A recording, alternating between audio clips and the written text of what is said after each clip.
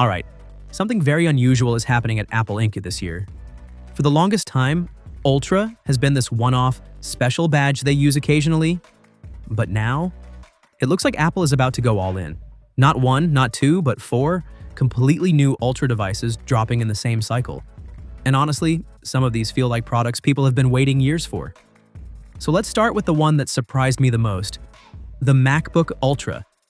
This isn't just a spec bump. This is Apple basically creating a new tier above the current MacBook Pro lineup. Instead of replacing the existing design, they're stacking something new on top of it, which is a very Apple move when they're about to charge a lot more money. And yeah, this thing is getting a full redesign, thinner, lighter, and finally addressing one of the biggest complaints with the current 16-inch MacBook Pro. It's kind of a brick to carry around. Powerful, yes. Portable, not really. But the real headline here is the display. Apple is reportedly switching to a tandem OLED panel. And this is where things get interesting. Instead of a single OLED layer, they stack two.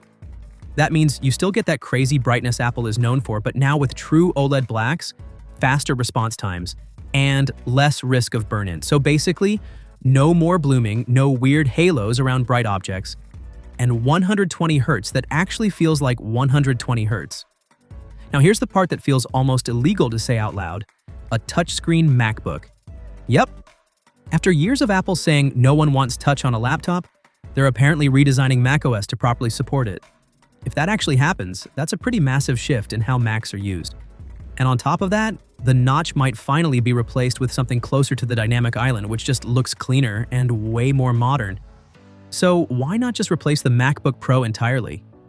Simple. This thing is going to be expensive, like really expensive. We're talking possibly starting around $3,000. Add to that the cost of new 2nm chips, limited supply, and the fact that not everyone even wants OLED or touch, it makes sense to keep the Pro lineup around as the safe option. Also, there's a good chance this only comes in a 16-inch size, which kind of tells you exactly who it's for. Now moving on to the second Ultra product, and probably the one getting the most attention, the iPhone Ultra. This is Apple finally stepping into the foldable space, but in a very Apple way. Instead of going super tall and narrow like most foldables, this one is wider. So when you open it up, it feels more like a mini tablet than a stretched phone. Better for videos, better for multitasking, just more usable overall. The outer display is expected to be around 5.3 inches, and the inside jumps to about 7.7 inches. And Apple is apparently obsessed with making this thing as crease-free as possible. But that's proving to be tricky. So there's a real chance that either supply is limited, or the first version isn't completely perfect. Specs-wise, it's looking premium.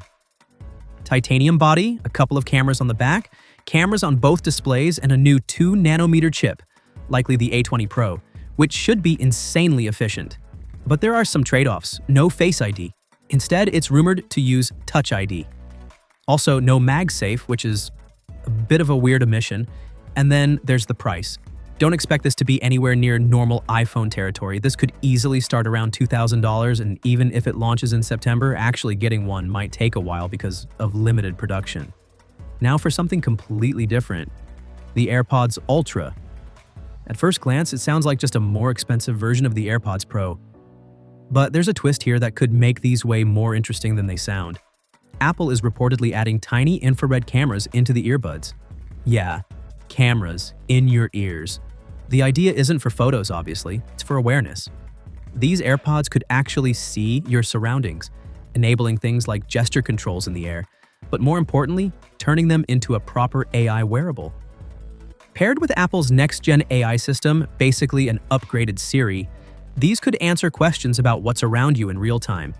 And unlike some experimental AI gadgets we've seen recently, these are still AirPods. You're still using them for music, calls, everything. The AI is just layered on top, which makes them way more practical. Price-wise, expect a bump.